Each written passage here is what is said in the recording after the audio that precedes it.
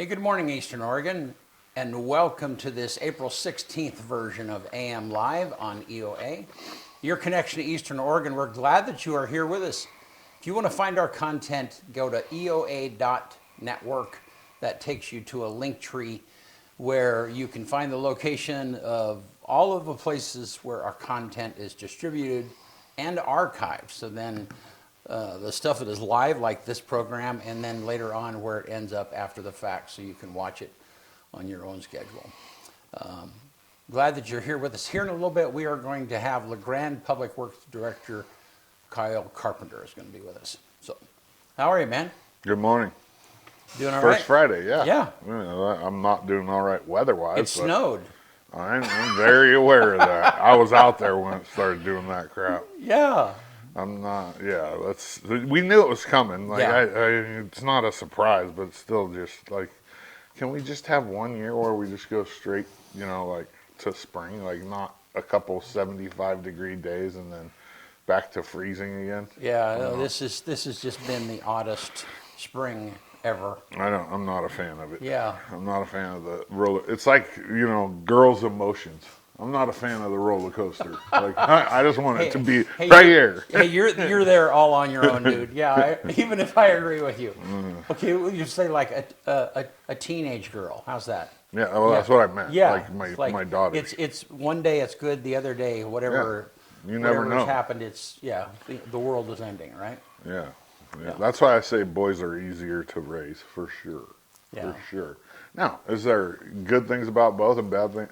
Of course, but boys are just so, like, at least my son, he's just even keeled. Like, you don't. Yeah, I mean, so I had two daughters and then a boy, and I guess my fear always with having a boy is that, oh crap, he's going to pick up my bad habits too, whatever that is. I got to teach him. Yeah. I mean, it's a lot of pressure. I mean, with girls and dads, it's a little simpler because you're loving on them and taking care of them and coaxing them in the right direction. But I don't know if it's simpler. Well, I don't know. Yeah, you're right. Yeah. It depends on what simple is. Yeah. Yep. Yeah. Well, you want to do sports? Let's do it. All right. AM Sports Report brought to you by Northwest Furniture and Mattress. Flex Steel Statements blends modern comfort with lasting craftsmanship for a look that feels personal, elevated, and built to last. Shop the collection at Northwest Furniture and Mattress in LeGrand. Big red rocking chair, on Elm, off Adams. You can't miss it. LHS softball is at Baker today for a doubleheader starting at 2. This could get moved to LeGrand due to the weather. I mean, I should be finding out any time. I'm waiting on a text message. They're supposed to make the decision this morning, so if it happens during the show, I'll let you guys know if the game's going to be here or over there. LHS baseball is in Baker tomorrow for a 2 p.m. doubleheader, both JV and varsity. The JV2 team played on Tuesday night versus Baker. They lost the first game, and they don't post JV2 game scores, and I didn't stay all the way for the end of the second game, but LeGrand was leading when I left, but it was freezing outside. My hands were literally just done for, so I left in like the 5th inning, I think it was. It felt like the middle of winter out there. It was ridiculous. The wind was blowing. Now, if the wind wasn't blowing, it would have been okay, but with the wind blowing, it was like, got to get out of here. LHS tennis hosts Ontario today at 3 at home, while boys golf is off until next Friday when they host Vail. The girls golf team goes to Baker next Monday, and then they host Vail on Tuesday. EOU softball moved down another spot to number 5 in the national poll. They head to Corbin this weekend for a huge 4-game series. I mean, they need to win all 3 of the conference games this weekend. So, we've talked about this before. The first 3 games of the series are conference games. The last one's a non-con. They really need to win all 4 for national reasons, but for conference reasons, they need to win the first 3 for sure, because the following weekend they host number 1 in the country, OIT, right here, and that's going to be probably for the league championship. I mean, if EOU, I think they're 2 games back, so if they can get all 3 games against OIT, they'll win the CCC and host that tournament, which would be huge for the Bounties. They haven't hosted it in my recollection ever. So, you know, you got a team that finished number 3 in the country last year that's been number 1 this year, anywhere from 1 to 5, and they have a chance to host their first conference tournament this year if they. And they can beat OIT. I mean, it's not. They beat them 2 out of 3 last year. They beat them in the conference tournament. They can beat this OIT team. They just have to hit. EOU baseball is at College of Idaho this weekend for a 4-game series, and then finally EOU track and field is at the CCC Multis in Ashland. So that means like the athletes that do the heptathlon and the pentathlon are, and the not the heptathlon, the pentathlon and the decathlon. The heptathlon is an indoor sport, and that means 5 events. Girls do 7 events in the spring, and boys do 10, or women and men at the college level. And EOU's got some really good multis, so we should bring home a couple of conference championships there. AM Sports Report brought to you by the Northwest Furniture and Mattress in LeGrand. Sleep like a log. Good stuff. Thanks, man. Yeah. All right, well, let's take a look outside at the weather, and yeah, it's frosty, and before I left the house, you could see little flakes of snow occasionally.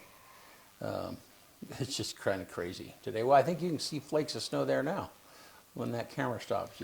And they're talking about moving the softball games over here. Yeah. You can't see Mount Emily storm. The storm looks like it's coming in over there. Anyhow, yeah, here we are. So 47 is the high, 29 tonight. So it's going to be below freezing again.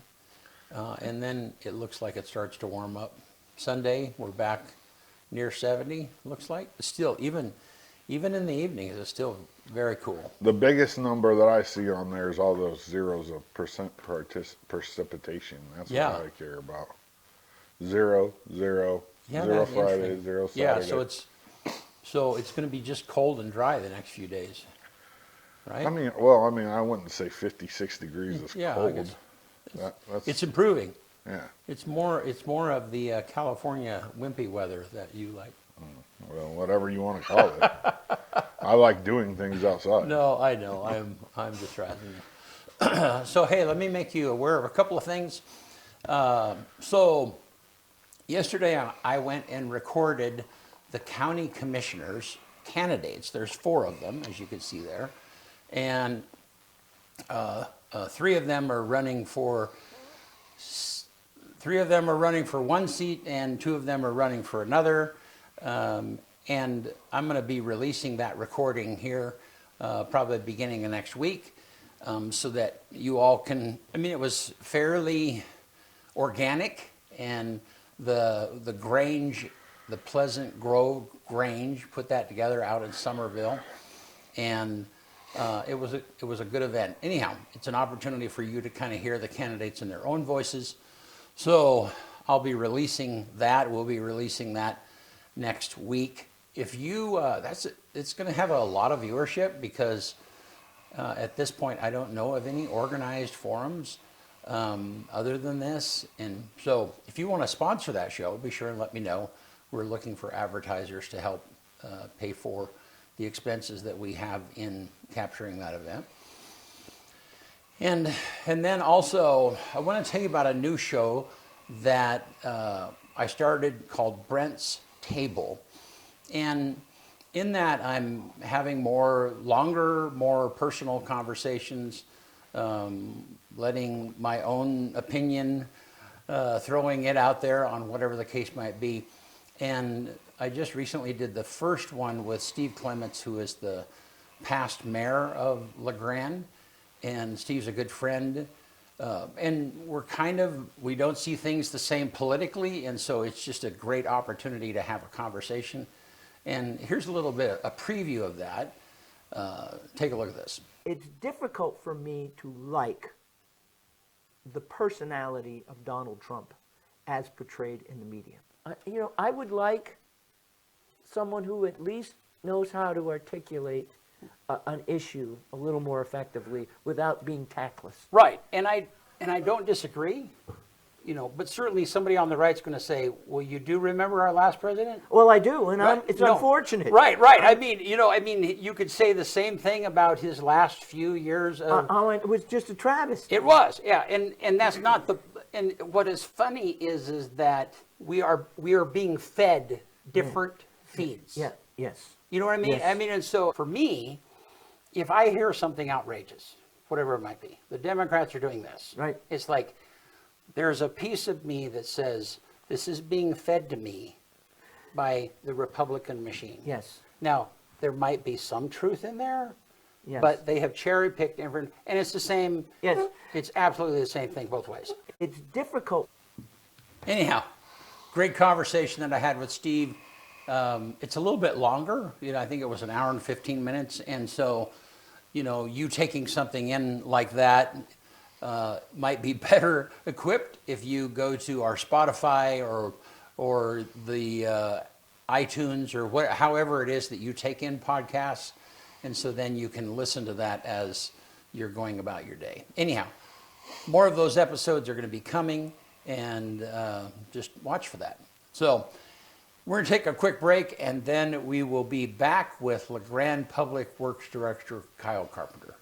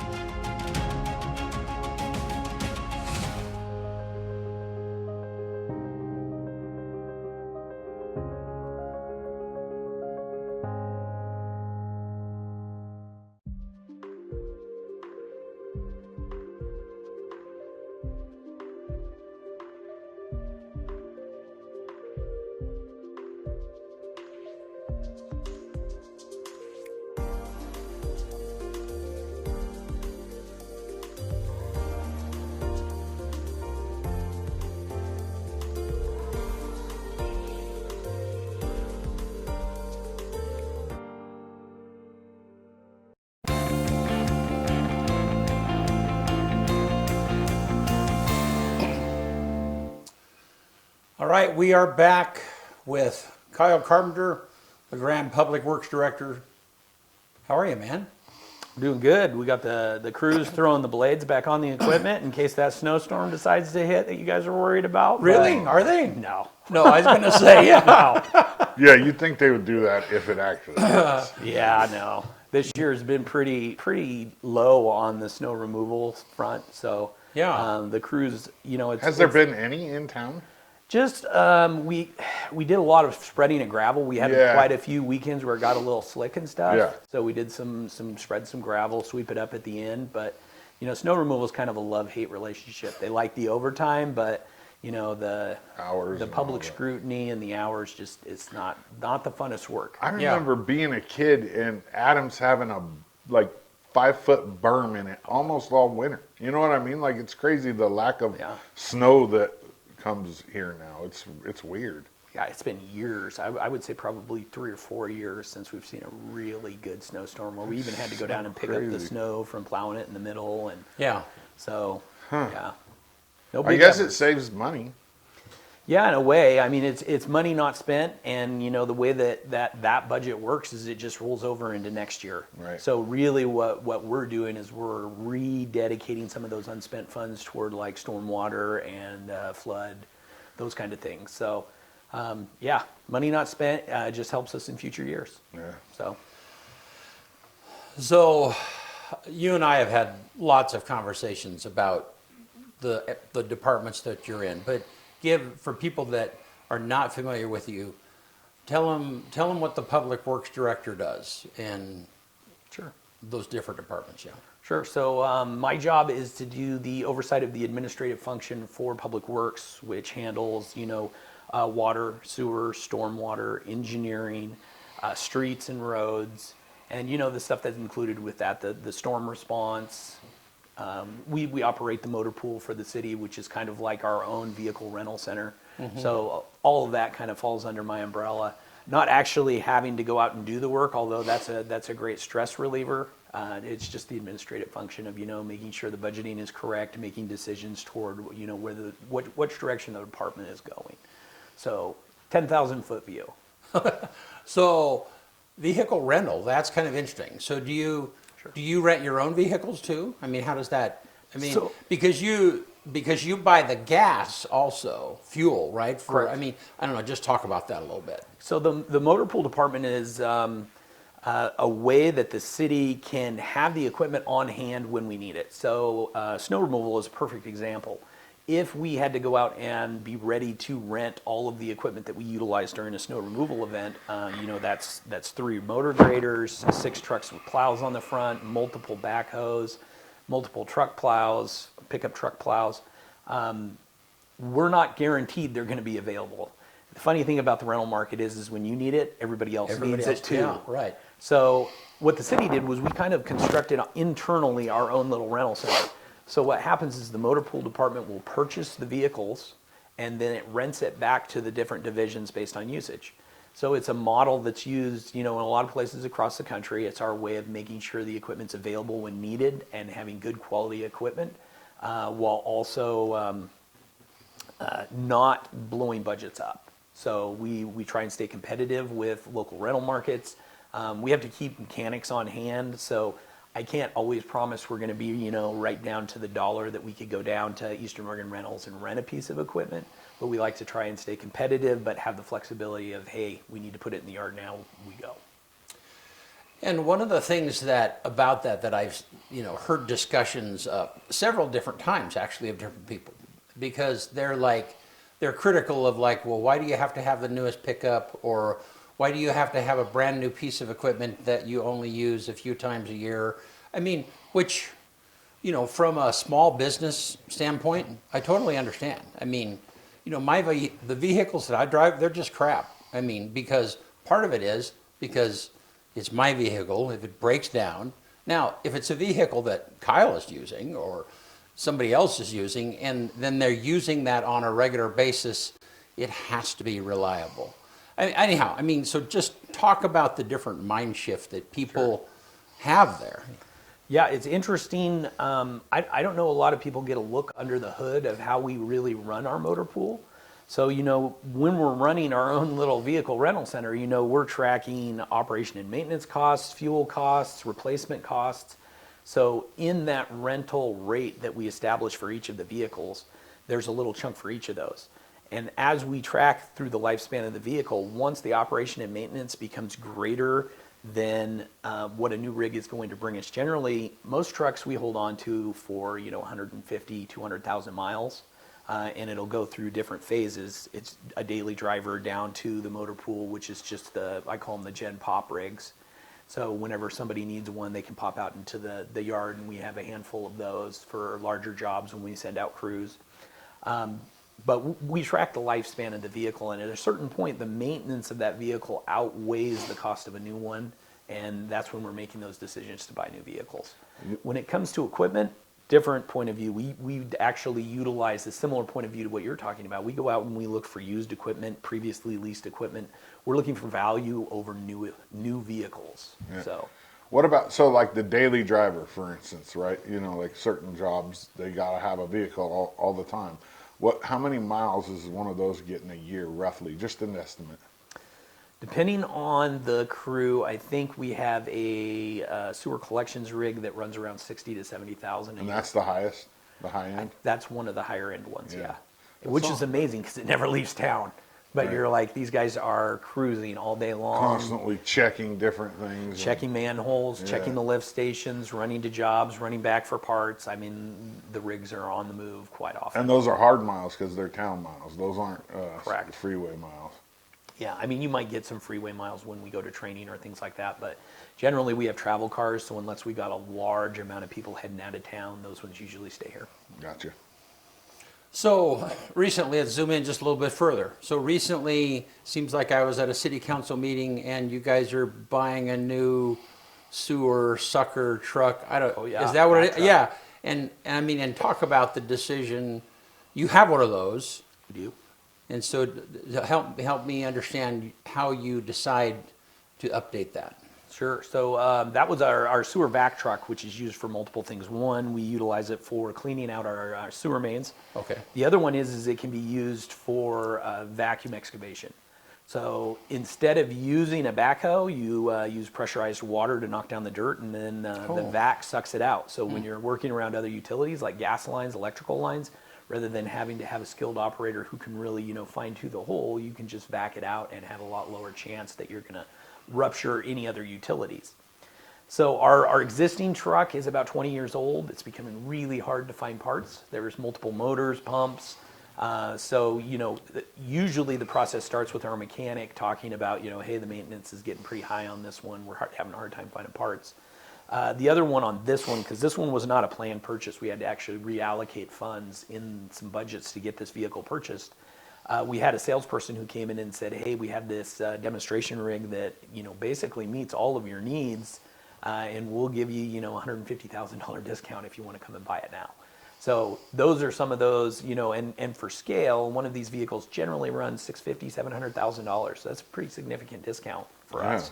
It's about a 20% off sale. So, D&B one day, two times a year sale, whatever it is.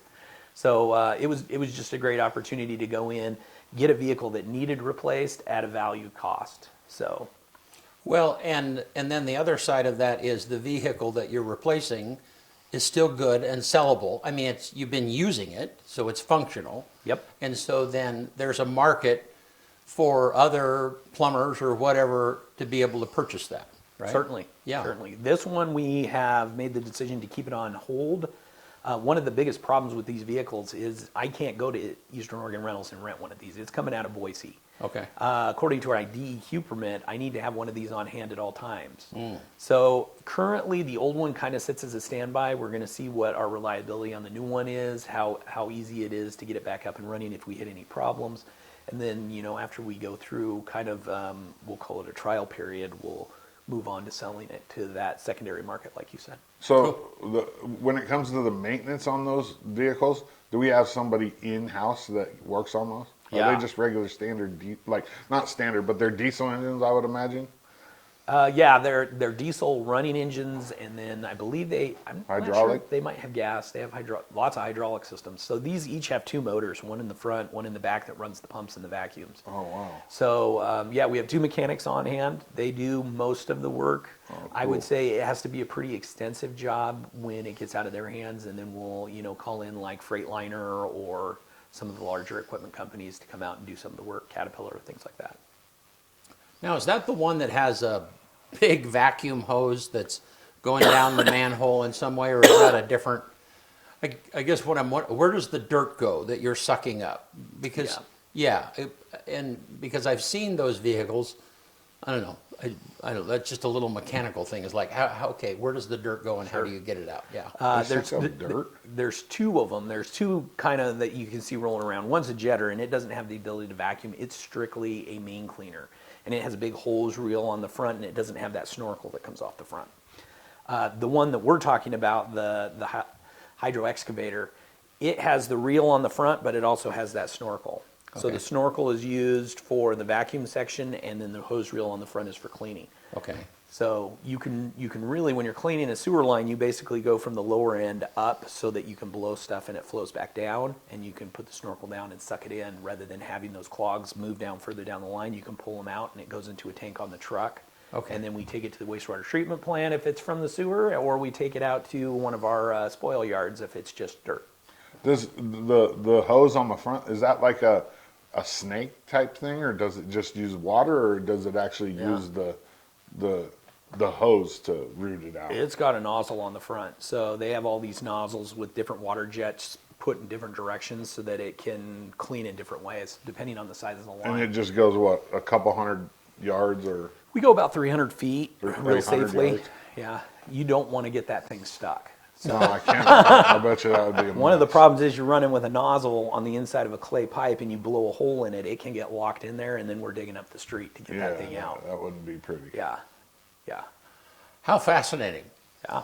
Yeah. Okay. So I guess let's zoom back out and kind of got the mechanical part of that just fascinates me, and so I guess because when I was a teenager, my dad and I and my older brother, we had a sprinkler system business. I mean, we would install sprinkler systems, and so we would end up putting a line under a sidewalk, or and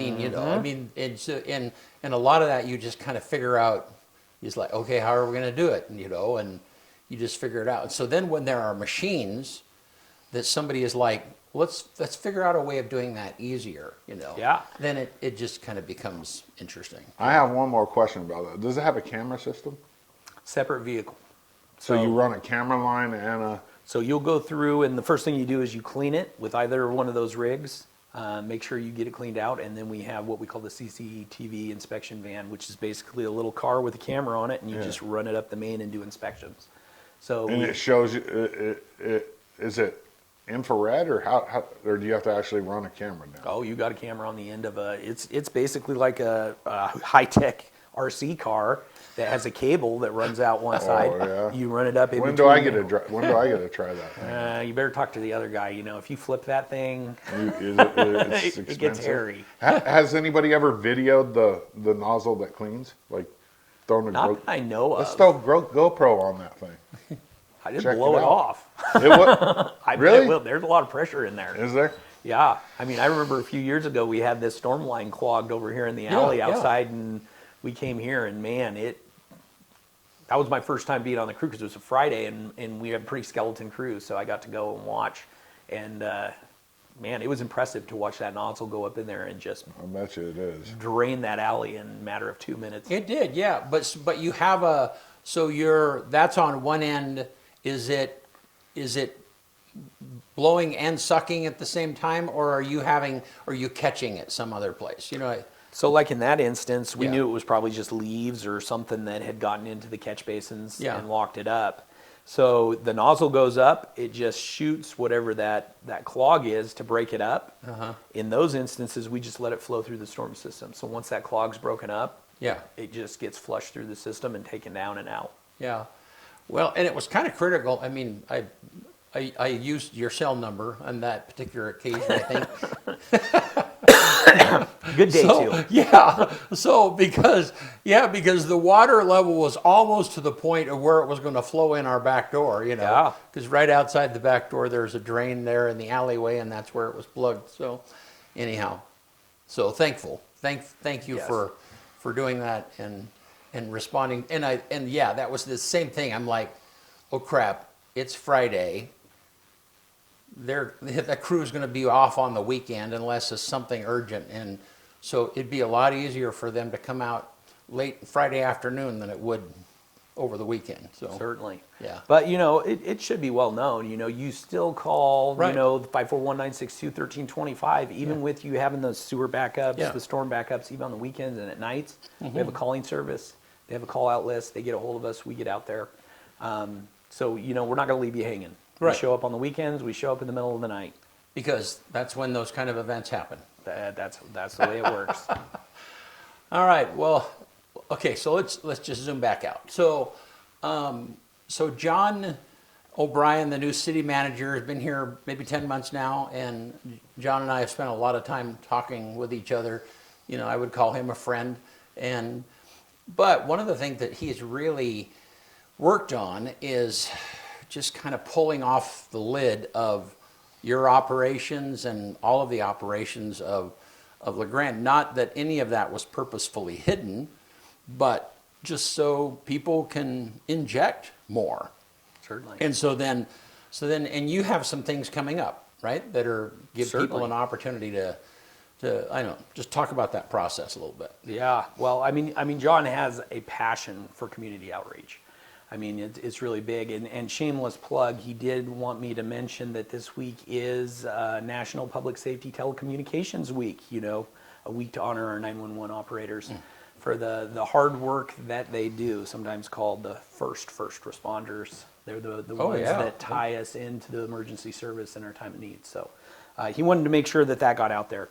As for John's outreach, one of the things that, significantly we have problems with the streets.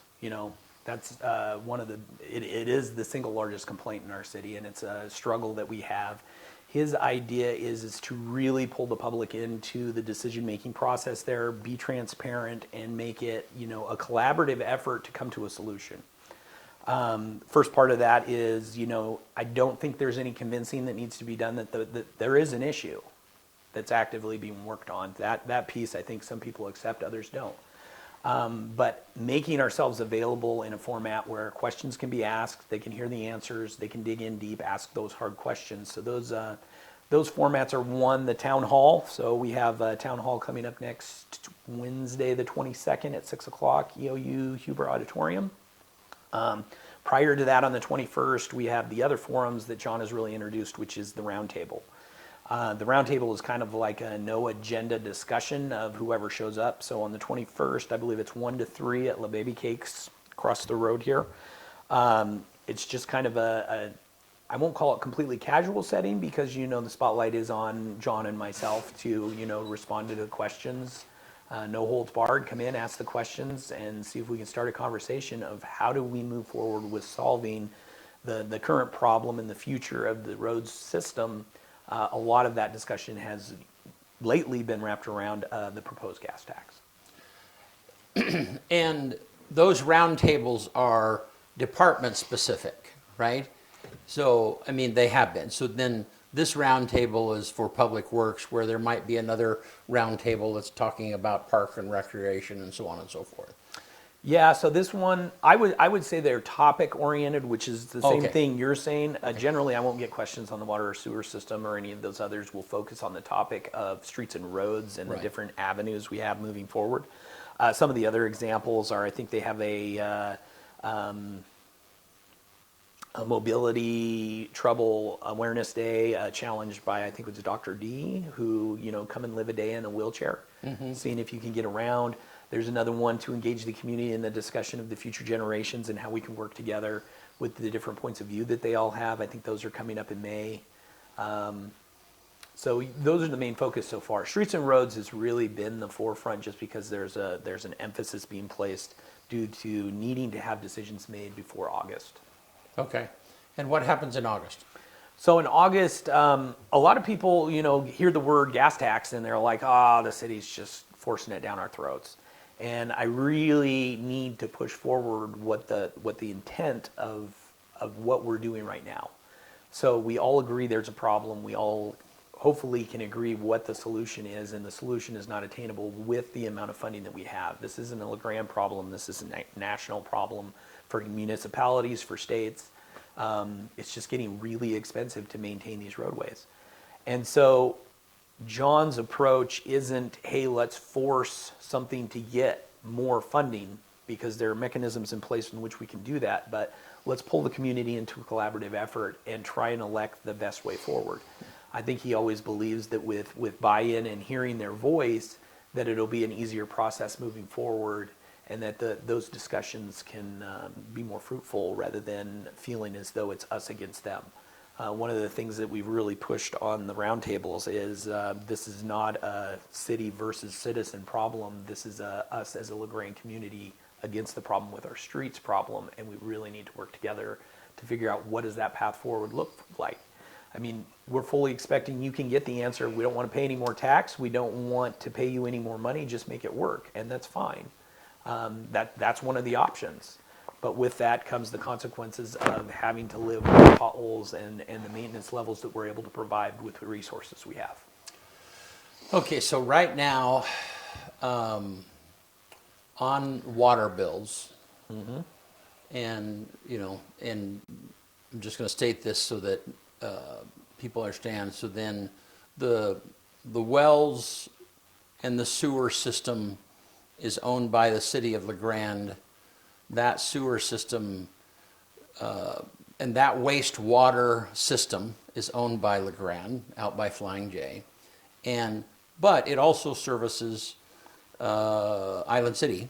Correct. I mean, they own the stuff in the ground, but they're emptying and I live out in Island City, and so then when I get a bill for our sewer and water, okay, then the water is the water in Island City is coming from Island City wells.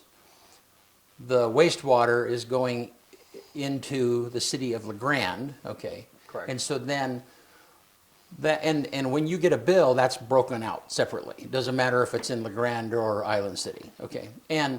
But when compared to a city of LeGrand resident, my sewer bill is twice as much as what it would be for Island City. I mean, I think that's what it is, somewhere around that. And the reason is because Island City doesn't own the sewer system. Island, and so anyhow, the point of this is that for the city of LeGrand people, along with those two bills, there's a street user fee, right? Correct. Okay. And so help me understand where the street user fee, what it has done in the past, and why it's inadequate to do what it is that you need to do. So the street user fee was a fee that they set up, I think in the 90s. And basically its intent was to provide additional monies for major maintenance on roadways. So when you look at the maintenance of roadways, it's broken up into different categories based on, some some financial terms that we utilize in our audit. So a minor maintenance are things like a chip seal or crack seal or fog seal. We break into major maintenance when we're looking at a 2-inch overlay or greater. So that's your grind and inlays, your overlays, rebuilds, all of those things. So when you look at the street user fee, we can only use those for overlays, and then the way that it was written back in the day, it was for fully Class 1 roads, which is a definition that was set forth in the land use plan, which means you have to have curbs, sidewalks, storm system. So that in itself limits me pretty greatly to what I can use it for. Basically, south side of town, really bad roads. The hard part with that is most of our worst roads, north side of town. I mean, these are all roads that have never actually been paved.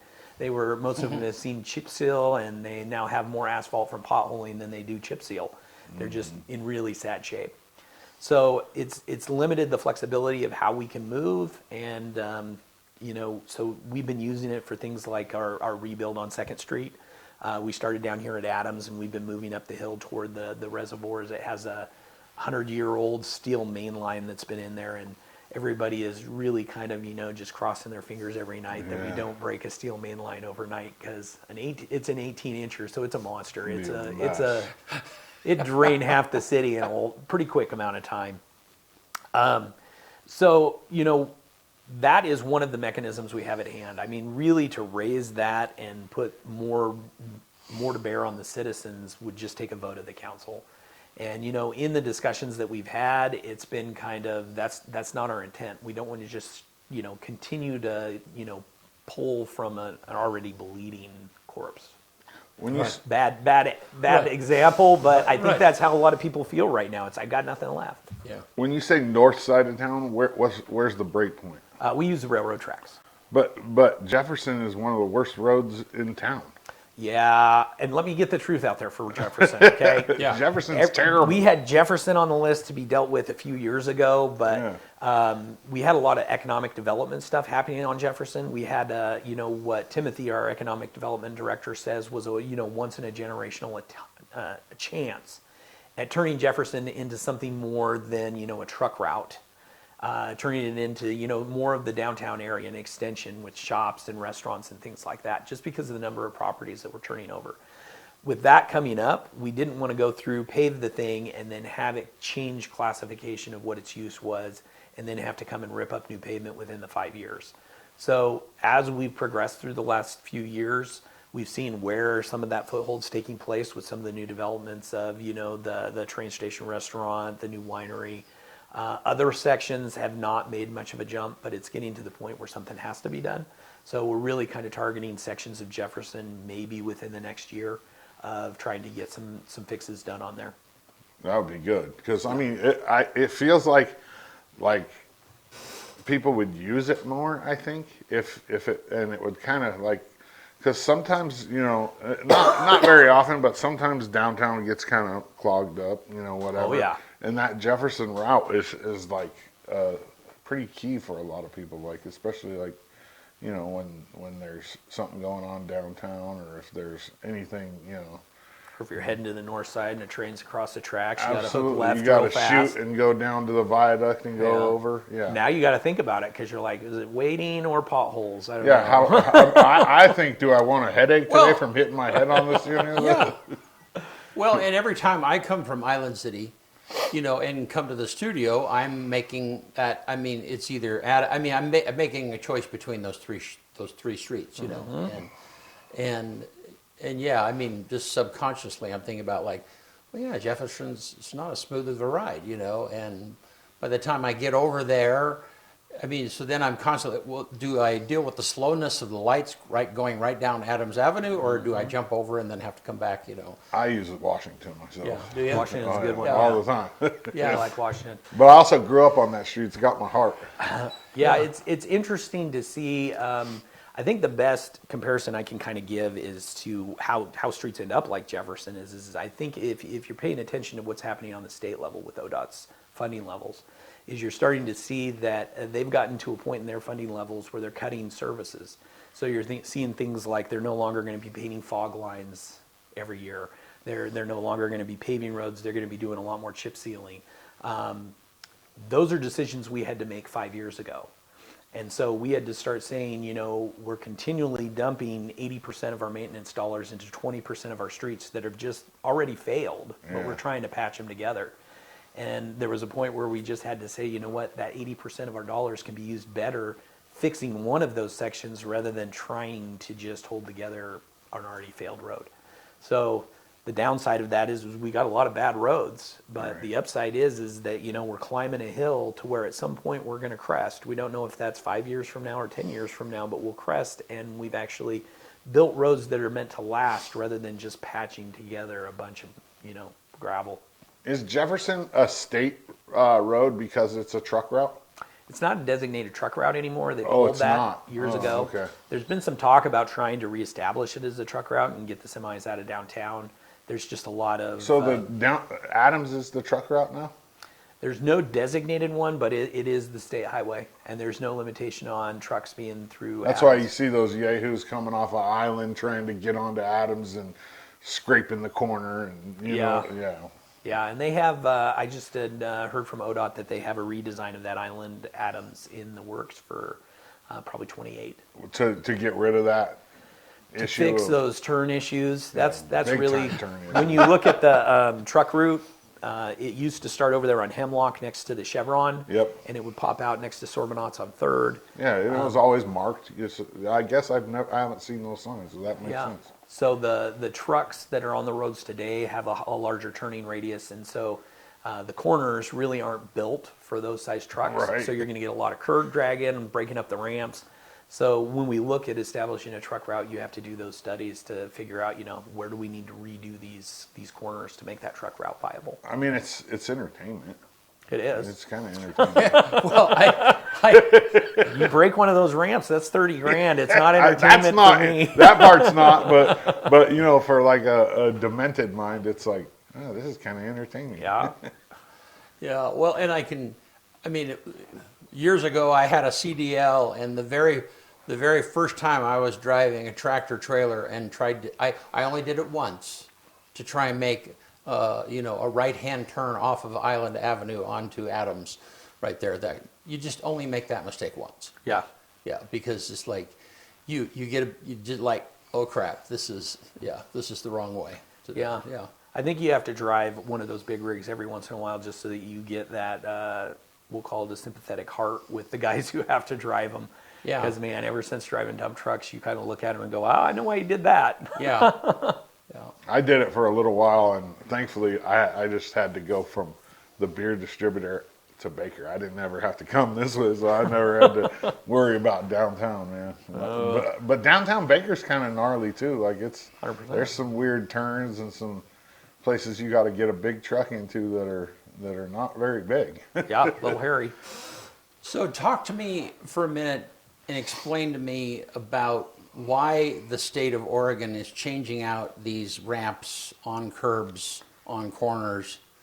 I mean, they came through and changed them, and then there was a suit, and I don't know, explain that to me, and then Yeah. kind of filter that down to us, because this summer, there's a bunch of that's going to happen, right, in our downtown. So Yeah, so we have a project coming in this summer and the summer of 27 that will handle the majority of the ADA ramps through downtown.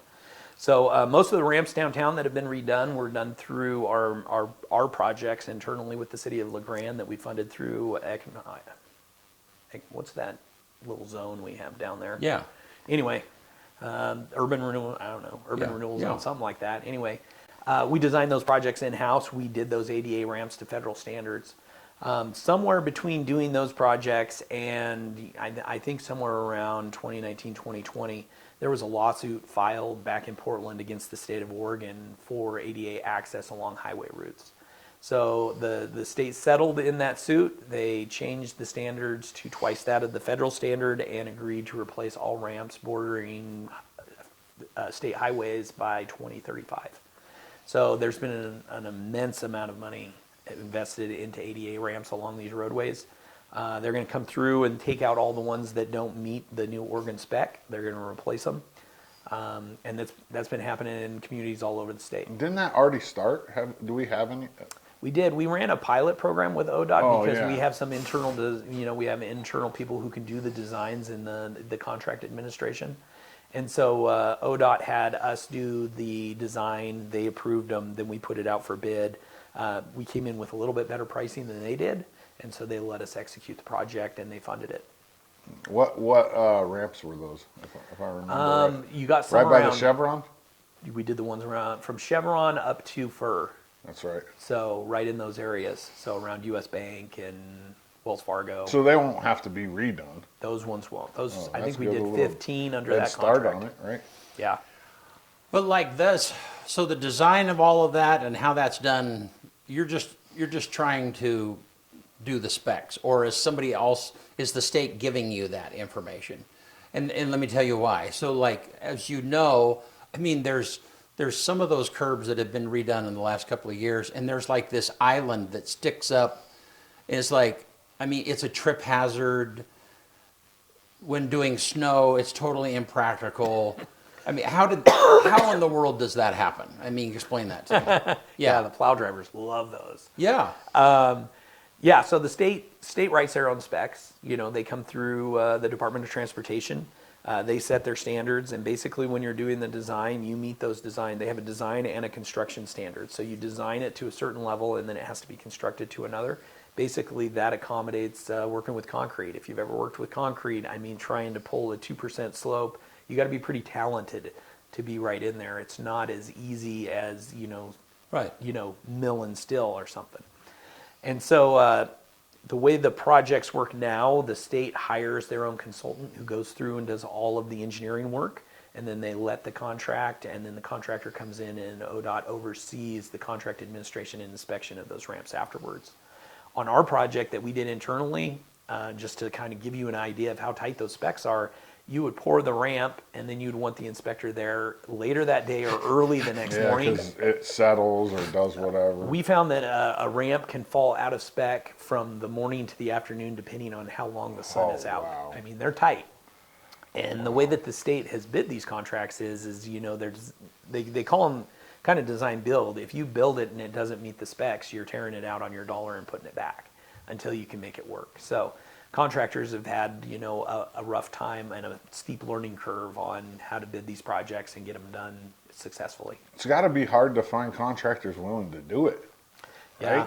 I mean, it's pretty specific, and it's like if I was a contractor, I would want to take jobs that were not necessarily the easier, but you know what I mean. Like I wouldn't want to have to say, okay, I'll get it within 2% guaranteed, or we'll redo it. Then you lose money. Yeah, and that liability shows up in the cost. So, I referenced, you run over an Adams Avenue ramp, that's $30,000. In the city outside, we can still we can choose to adopt the state or the federal standards to meet ADA requirements. And so we generally use federal, which are a little more lenient, and we generally get ramps for around $4,000. Oh wow, that's So a when big you deal. run over a ramp, what do you mean? Like if If you drag the back end of your semi-trailer And it over a damages ramp it? Yeah, and it cracks takes it, a big old got chunk it, out. okay. yeah. Yeah. If the sun can pull them out of conformance, the big old crack down the middle of them, You basically need anything more than a 1/4-inch lip, and it's out of conformance with the ADA standards of Oregon. And then how long do you have to replace that as a city? Those ones, I've never really looked into how long that anybody's really going to police me. Right. I would guess it would be more complaint-based, that if you get a complaint about it causing problems and you don't respond, You better get on it, yeah. It would kick up something. Gotcha. Because then they can sue. I mean, they can take it to. They can go farther. Court, Yeah. yeah. Later in the timeline, you saw that same group who had sued the state was starting to target some of the larger cities like Portland and Salem and Eugene.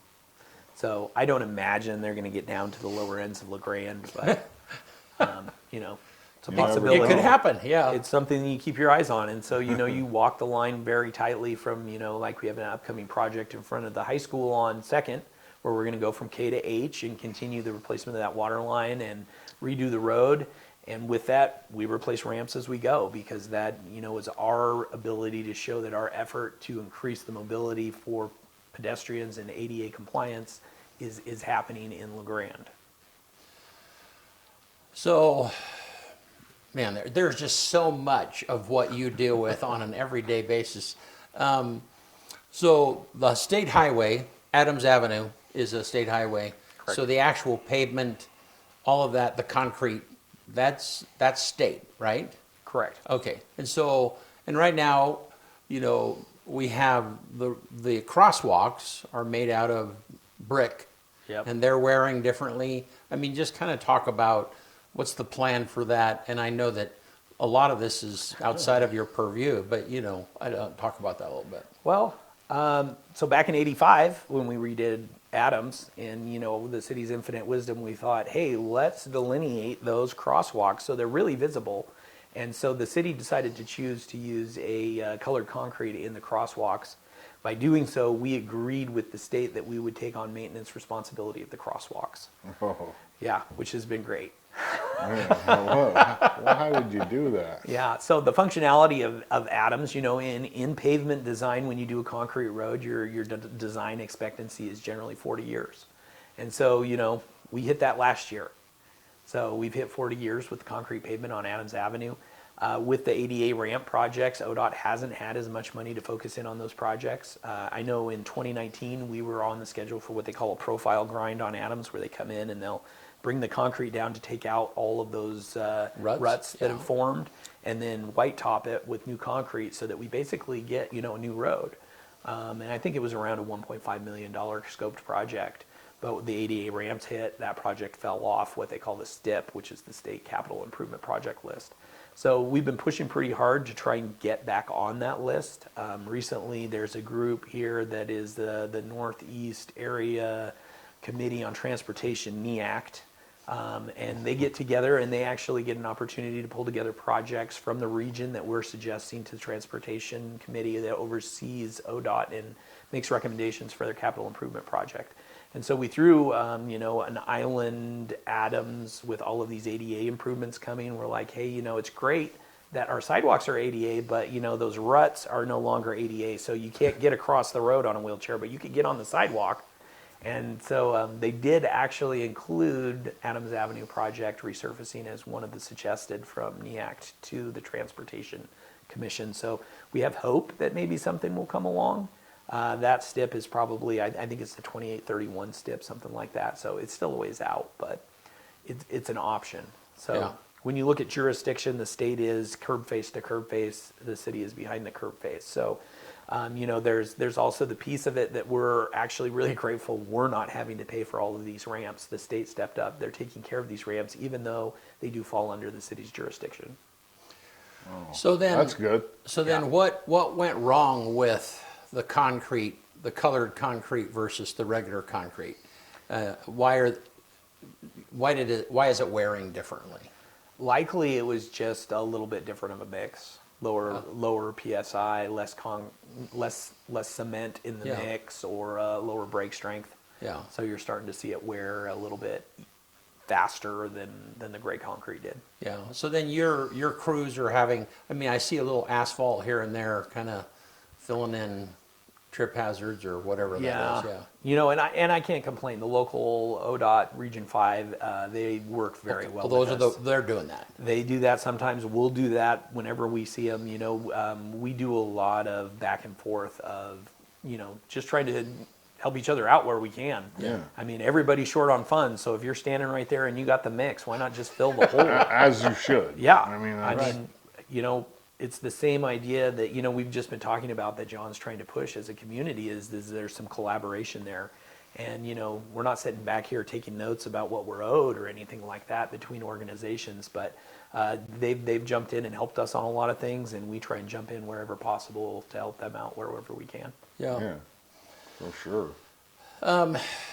So let's go back to we're gonna have to quit here in a minute. Let's go back to the gas tax real quick. Okay. So then tell me, so the street user fee, why has that not been enough? Sure. So the street user fee generates about $410,000 a year. Okay. State gas tax generates roughly around $1 million. It goes up and down depending on how many people are driving over the course of the year in the state of Oregon and buying fuel here. When you look at the costs associated with our transportation system, one of the numbers that you and I have talked about before is what is our transportation system worth? And we're talking hundreds of millions of dollars. So when you're looking at just overlaying a block of roadway, you're anywhere from $20,000 to $30,000 depending on the roadway width and where you are in town. When you start adding that up, 10 blocks out of 900 20 to 30,000 per what? per block, Okay. to do an overlay. Okay, got it. So Sorry. there's, I believe there's roughly around 950 blocks of roadway in the city of LeGrand currently that we are administratively responsible for. So when you say, looking at, and you have to look at what that state gas tax money covers. That's your street lights, that's your striping, that's paying for the crews and the equipment. So it's kind of covering your administrative cost of the transportation department, and also helping with some of the minor maintenance stuff. But when we're talking about these roads that are needing major overhauls, there's limited income streams that we have currently, one being the street user fee. So taking that one alone, $410,000, we'll say $25,000 per block. So you're looking at 16 blocks. 916 is a Right. drop in the bucket. Right. Ideally, 40 years for a concrete street, a design life on an asphalt street is 20. So 410, we'll even say if you double it, I'm not getting back to your street in 20 years. It's just not going to happen. Right. So the problem we have, as we talked about before, if you already have a street that's failed, and I should be there today, but I'm not going to be there for another 15 years, we got to figure out something. Yeah. This is not maintainable for the long term. And David Glabe gave at, I think, the city council meeting before this, he gave a really good explanation of the potential gas tax is going to be less than $50 per year. I mean, do you have an estimate per family or per person? I'm trying to remember. So the way that it's not very much is the point. Yeah. Yeah, the way David broke it down is he kind of said if you have, a vehicle that gets 25 miles to the gallon and you drive 15,000 miles a year and you do the math, what we're kind of looking at is a 3 cents gas tax because it's impactful, but it's also impactful on the other side for our maintenance dollars. And I think he ended up with around $20 a year. Now, on the other side, when we start talking about the other options, the street user fee, I think we're currently at $8 a month per meter. So when you're looking at how long increasing that street user fee on your average citizen is going to take a hit, you're talking you're going to over that in 3 months. In 1/4 of the year, you're going to surpass the impact on your family with increasing the street user fee than you would with a gas tax. And so I think the idea is getting that math knowledge out there to Right. say let's really look at we're concerned about the impact on your budget, so let's try and target the best options if we want to do something. So that's kind of where the city's coming forward and saying our analysis says this is the way, because not only is it a less impact on your dollars, but the dollars we're receiving are going to be funded also by outside drivers. So that's not just our city people. That's anybody who's rolling through town that stops at our gas station will be paying our gas tax that stays here. The state gas tax that's proposed that will go to vote here in the next month or so at 6 cents a gallon, the funding breakdown is a lot different. We did the math, and I think increasing a local gas tax at 1 cent was twice as much as what we would see with that 6 cents increase on the state level. Interesting. All right. Well, and I think that, I mean, it seems so small. I mean, $30 a year, $50 a year. I mean, and it's interesting that, I mean, my first thought is like, wow, that is so minute. Is it really going to make a difference? You know, and, but I mean, because even if it was $30 a month, you know, I mean, people are spending $30 on coffee per week. Yeah. Yeah.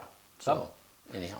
Some. Yeah. Well, anyhow. And so one more time, shout out to the roundtable that you're having. Yep. Roundtable. Next one is April 21st, next Tuesday at La Baby Cakes, 1 to 3. They have some following up on April 30th, and there's a date in May as well. You can find them on the Facebook page for the city manager. Okay.